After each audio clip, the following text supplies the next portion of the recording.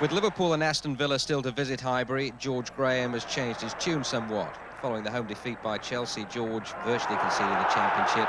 But they've rediscovered whatever's been missing for most of the season and outplayed Everton. Alan Smith rediscovering his scoring touch, his first since New Year's Day, had to be inch perfect to beat the near-perfect Southall.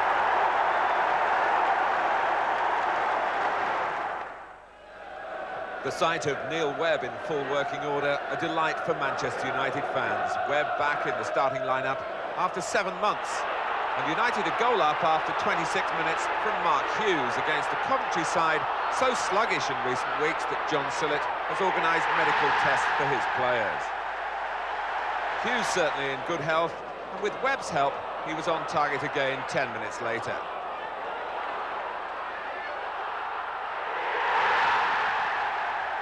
Neil Webb with a World Cup mission, of course, and in the second half he very nearly boosted his England claims with a goal.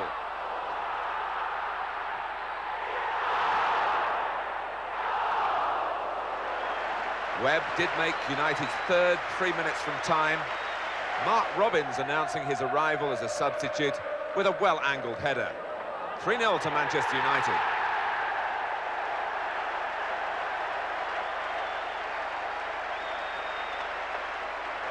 Only Liverpool and Arsenal had conceded fewer home goals than Sheffield Wednesday, so with only 3 in their last 6 outings. Spurs needed to produce something special, something really out of the ordinary, because for most of the season they've been just that. They started well. Paul Allen from Gary Lineker's back post contribution after 3 minutes.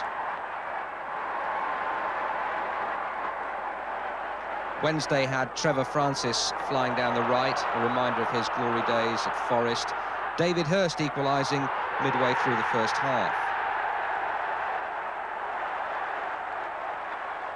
It started to look fairly predictable when Dalian Atkinson fired Wednesday in front, his 15th of the season, 2nd of the week. He was the one bright spark in England B's poor performance in Cork on Tuesday. But as it turned out, he had to play second fiddle to England's real hero of the week, Gary Lineker. Lineker's precise header bringing Spurs level. Then came that something special referred to earlier. Vintage Lineker, vintage goal, number 22 in a season of great personal satisfaction for him, I would have thought. Spurs rounded it off with their 2 most expensive signings slicing through. Gascoigne to Stewart, who got the winner against Liverpool last time out.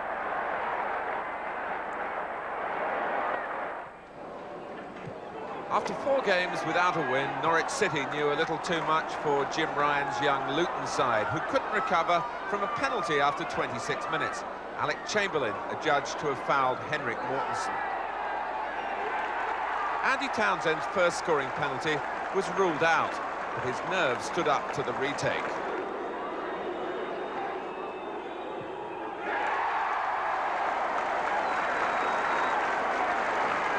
Norwich made sure of the points with a splendid second goal shortly after half-time.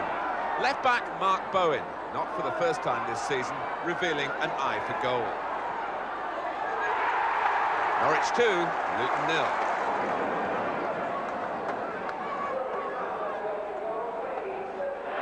It's 1 point now from 5 games for Forest. Brian Clough's even talking about making a comeback. Another timely strike by Dennis Wise settled it. Only 2 defeats away from home all season for Wimbledon. Anfield next for them on Tuesday. I know what you're thinking.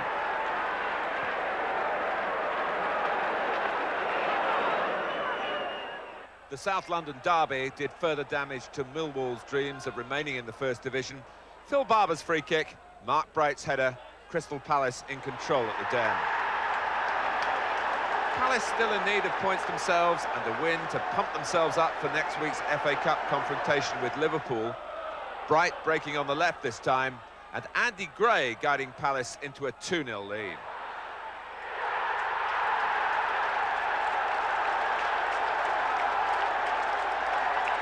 Malcolm Allen managed his first goal for Millwall. A minute later, Allen following up when the first shot from Ian Dawes rebounded off Nigel Martin. But not much life left in the Lions.